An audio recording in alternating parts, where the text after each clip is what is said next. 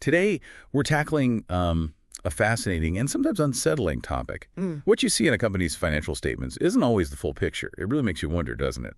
Even well-known, seemingly solid companies can manipulate their numbers, painting a far rosier picture than reality. It's true. It's like looking at a meticulously arranged still life, but beneath the surface, there's a dynamic, sometimes turbulent story unfolding.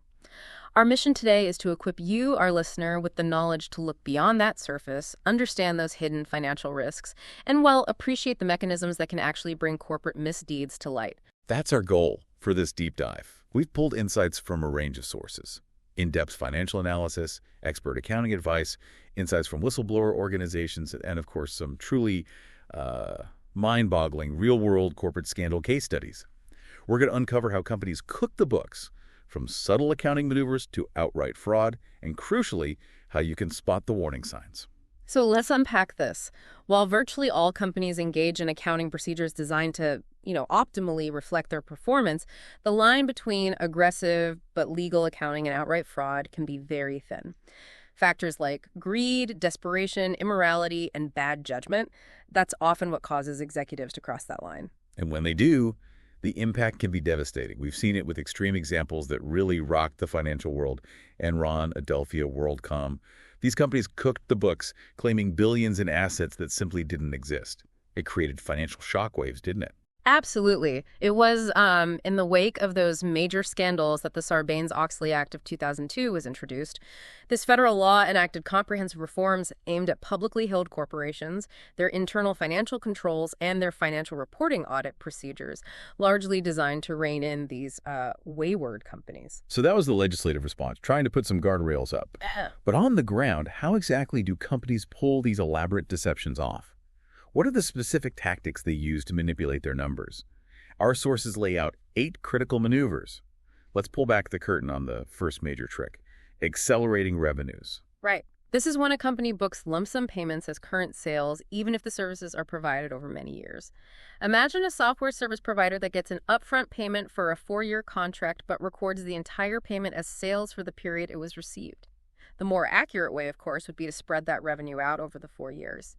The key insight here is that it creates an illusion of rapid growth, making a company look far healthier than its actual ongoing performance. That's a clever way to front-load income. Are there other common methods companies use to accelerate revenue? Maybe something that sounds a bit more stuffy. You're hinting at channel stuffing, which is exactly what it sounds like. A manufacturer makes a massive shipment to a distributor at the end of a quarter and immediately records it as sales. But here's the kicker.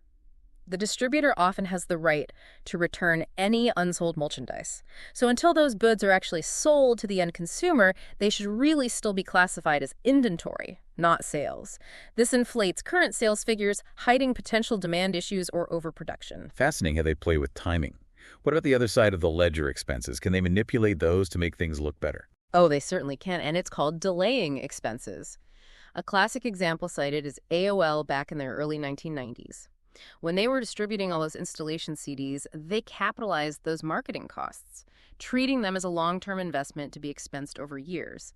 The more conservative and, frankly, appropriate treatment would have been to expense the cost immediately in the period the CDs were shipped. By delaying expenses, they artificially inflate current period profits, giving a false sense of efficiency. So they're essentially pushing costs into the future. Okay. And I've heard about companies doing something tricky right before a big deal. What's the deal with accelerating pre-merger expenses? Right. This is when a company about to be acquired will pay or even prepay as many expenses as possible before the merger is complete. Why?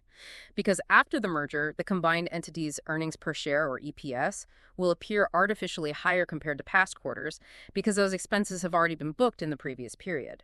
It's a strategic move to flatter the post-merger financials, making the combined entity seem more profitable than it truly is from ongoing operations. So they're basically cleaning house before the new owners arrive, making the future look artificially shiny. Okay. What about one-time charges? Surely those are straightforward. Not always.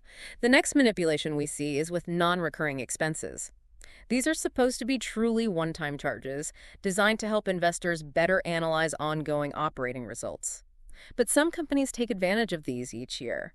And then, a few quarters later, they discover they reserved too much and put an amount back into income. This allows them to hide regular operating costs as extraordinary items, then conveniently boost income later when those reserves are released. That sounds like a double whammy, and it flows right into the next tactic, using the other income or expense category.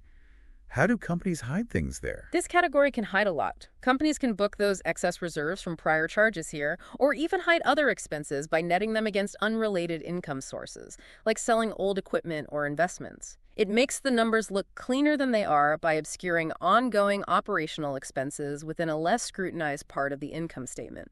Our sources also mention something about pension plans being used in this way. How does that work? Yes, the sixth method involves pension plans. If a company has a defined benefit plan, they can use it to improve earnings by reducing the plan's expenses. They might even record investment gains from the plan as revenue, particularly if the investments grow faster than the company's assumptions. This technique was actually employed by a number of large, blue-chip firms in the late 1990s.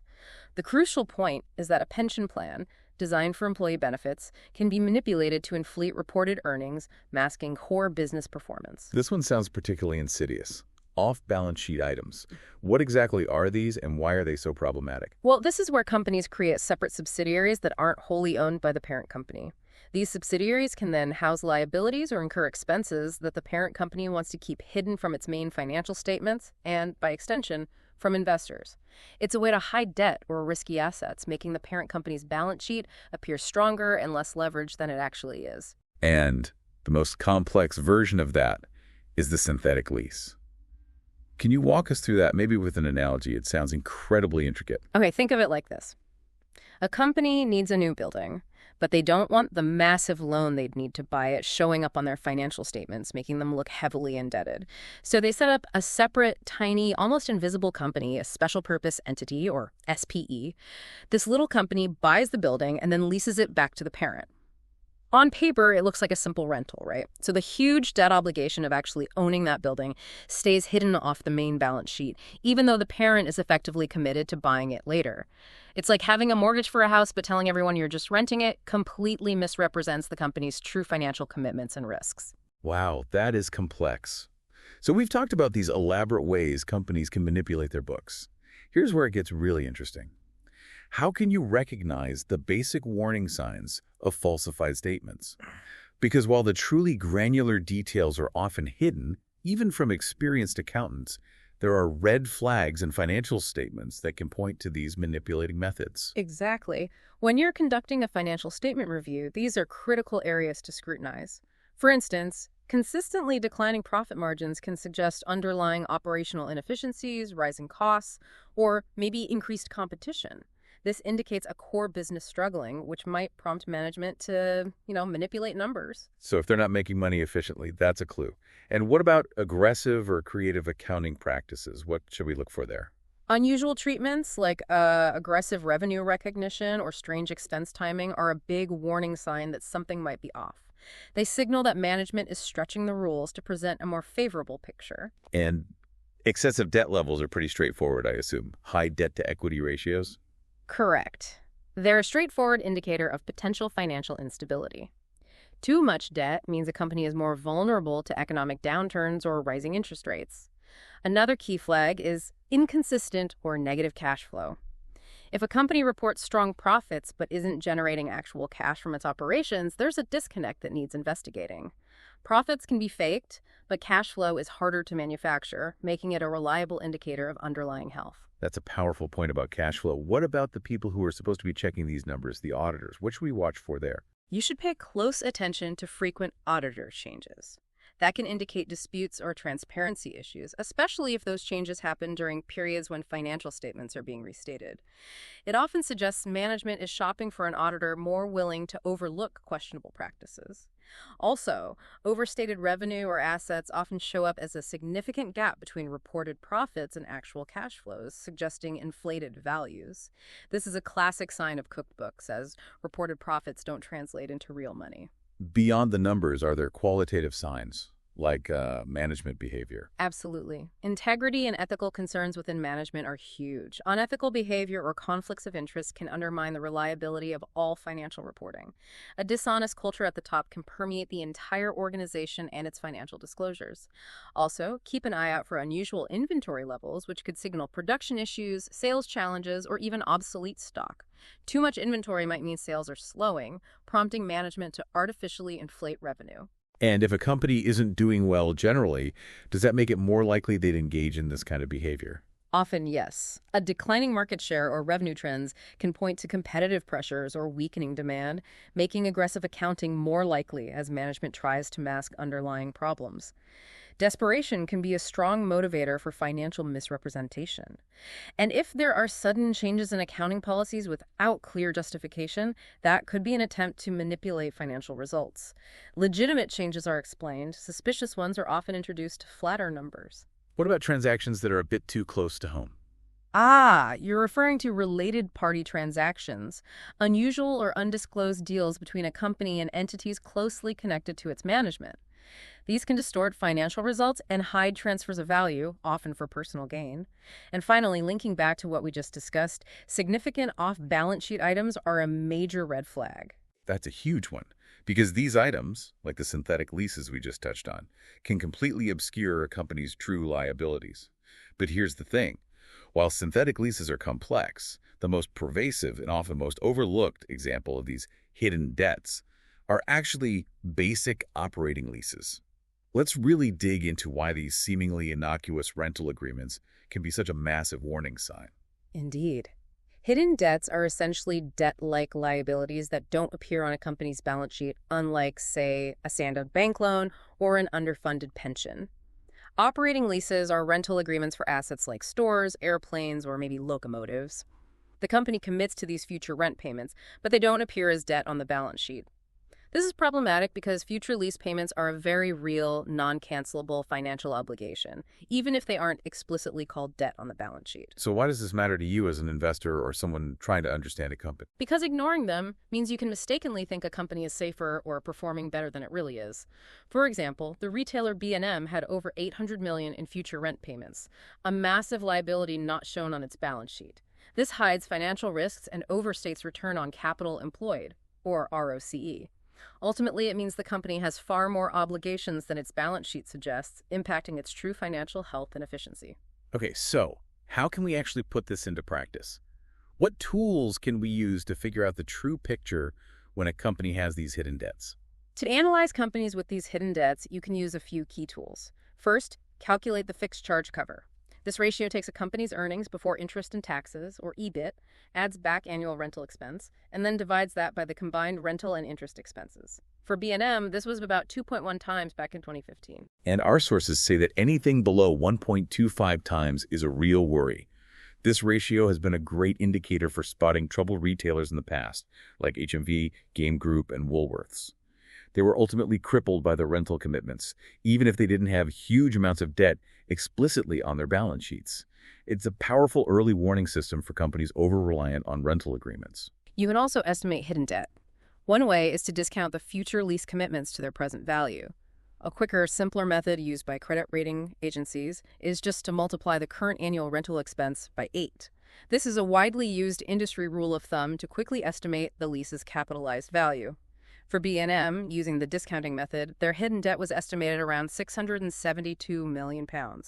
This shortcut gives you a rapid, actionable estimate of the true debt burden not reflected on the balance sheet. And once you have that figure, you can use it to calculate a more realistic adjusted ROCE.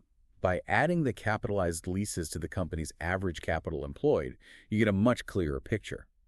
In B&M's case, their reported 14% ROCE fell to 10.8% on an adjusted basis. That's a significant difference that could really change your opinion on a company's efficiency. It cuts through the financial engineering to show the company's real return on all the capital it's truly using, hidden or otherwise. Finally, be extremely wary of sale and leaseback transactions. This is when a company sells its properties and then rents them back to raise cash. While it provides immediate cash, it can mask a rapid increase in off-balance sheet debt, as we saw with Tesco. They got tied into long-term rent agreements for stores that weren't as profitable, and getting out of those commitments became very, very expensive. It's often a desperate measure that can trade short-term cash for long-term hidden liabilities that eventually cripple a company. It's a prime example of why you ignore hidden debt at your peril. So what does this all mean when things go sideways, when these manipulations are discovered? Let's look at two iconic examples of corporate fraud, starting with the devastating Enron scandal. Right, Enron, a major energy, commodities, and services company. At its peak, its shares were worth $90.75. But when it declared bankruptcy in December 2001, shares traded at just $0.26. This collapse affected over 20,000 employees and shook Wall Street to its core. The primary fraud mechanism at Enron was its manipulation of mark-to-market, or MTM, accounting. This method allows companies to measure the fair value of accounts that can change over time. Enron manipulated it by building an asset, say a power plant, and immediately claiming the projected profit on its books, even if they hadn't actually reaped any returns. If the revenue fell short, they would transfer that unprofitable asset to an off-the-books corporation to hide the loss, keeping it off the balance sheet. It sounds almost unbelievably brazen, doesn't it? It was. And this was heavily facilitated by their use of special purpose vehicles, or SPVs. Enron orchestrated a scheme to use these off-balance sheet entities to hide debt and toxic assets from investors and creditors.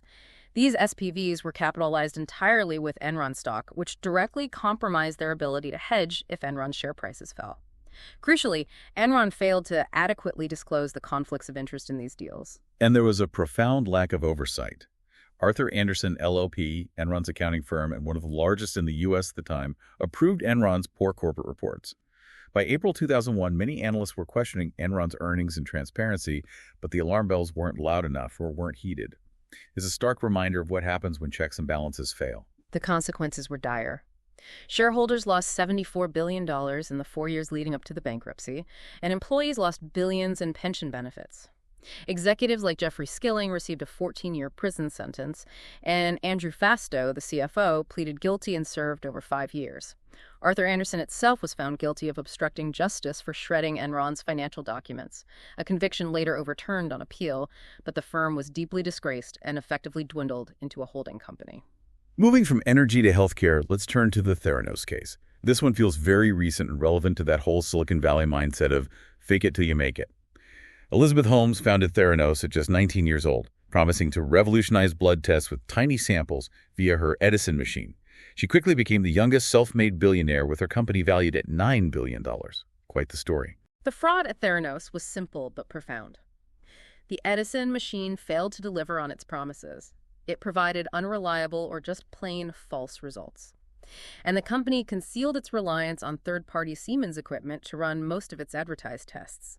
Holmes lied directly to investors and partners about company profits, claims that her technology was being used by the U.S. military, and supposed validation from the FDA and the World Health Organization.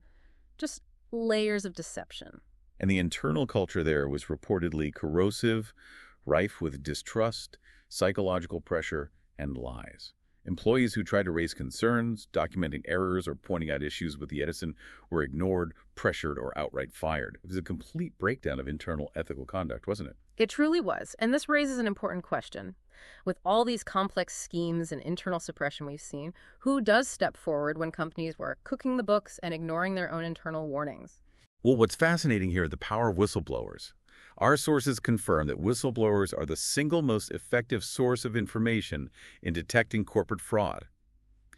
A 2007 study found that while professional auditors detected only 19% of frauds, whistleblowers exposed a staggering 43%. They saved shareholders billions of dollars. That's a huge disparity. And the Theranos case provides a powerful illustration of this. Two key whistleblowers emerged, Tyler Schultz and Erica Chung. Tyler Schultz, who started at Theranos in 2013, quickly noticed data alteration and fundamental issues with the Edison machine. When he tried to alert Holmes, his concerns were dismissed, and he was even insulted and threatened by Ramesh Sunny Balwani, Holmes's partner and the company's COO. Undeterred, Schultz eventually turned to Wall Street Journal reporter John Carreyrou. It took real courage to go outside the company like that. Similarly, lab assistant Erica Chung discovered that faulty test results were being erased, and a test on her own blood by a Theranos machine indicated a deficiency that conventional tests disproved. When she raised these problems, Balwani questioned her competence. Alarmed, she resigned, and after facing harassment from Theranos lawyers, wrote a letter to the Centers for Medicare and Medicaid Services, or CMS. Their actions were absolutely pivotal. They led directly to a surprise CMS inspection, Kerry Rue's investigative articles that publicly exposed the fraud, subsequent lawsuits from partners like Walgreens, and investigations by the SEC and FINRI, the Financial Industry Regulatory Authority. Ultimately, this led to Theranos' closure and the criminal convictions of both Elizabeth Holmes and Sunny Balwani. It really highlights the critical role individuals play. This crucial role of whistleblowers has, thankfully, led to significant legislative protections. The Sarbanes-Oxley Act of 2002, introduced after Enron and WorldCom, offered initial protections for corporate whistleblowers, though these were initially weaker. But the real game changer was the Dodd-Frank Act, enacted after the 2008 financial crisis. Our sources call it the single most important corporate whistleblower legislation. It established robust programs at the SEC and the Commodity Futures Trading Commission, or CFTC, offering enhanced confidentiality, strong anti-retaliation provisions, anonymous filing options, and crucially significant financial rewards, between 10% and 30% of government sanctions collected from successful enforcement actions. It also clarified that confidentiality agreements do not supersede federal rights, a principle confirmed in cases like Irv Haft v. Bofi Holdings. It genuinely incentivizes people to come forward. And the Theranos case clearly illustrates the profound importance of business ethics. These are the principles that guide decision-making, especially in those tricky gray areas. Ethical conduct is absolutely crucial, not just for reputation, but for a company's long-term health and its societal impact. And it benefits the company and society long-term, yes, but it also attracts and retains talent. Did you know that 40% of millennials would switch jobs for a socially responsible company?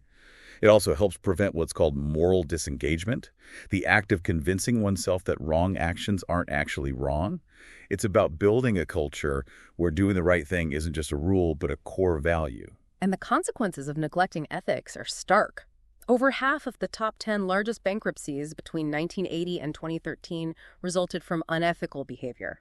That's a staggering statistic. The Theranos case, with its internal suppression of concerns and subsequent external exposure, vividly shows the severe consequences for companies that neglect or actively prevent a speak-up culture internally. It forces whistleblowers to go external, often leading to total collapse. So we've gone on quite a journey today. From the ingenious accounting tricks companies use to inflate their numbers to the critical red flags you need to watch for, the devastating real-world examples of Enron and Theranos, and finally the indispensable role of whistleblowers and ethical leadership in ensuring transparency. The key takeaway is this. Understanding the nuances of financial reporting and having a critical, informed perspective is not just for professional analysts or auditors. It's vital for anyone looking to be truly well-informed about the corporate world. So next time you hear about a company's impressive growth or innovative promises, ask yourself, how much of that story is built on solid ground? And how much might be, to borrow a phrase, a cleverly constructed house of cards? And perhaps more importantly, is there a culture in place that would empower someone to speak up if it were?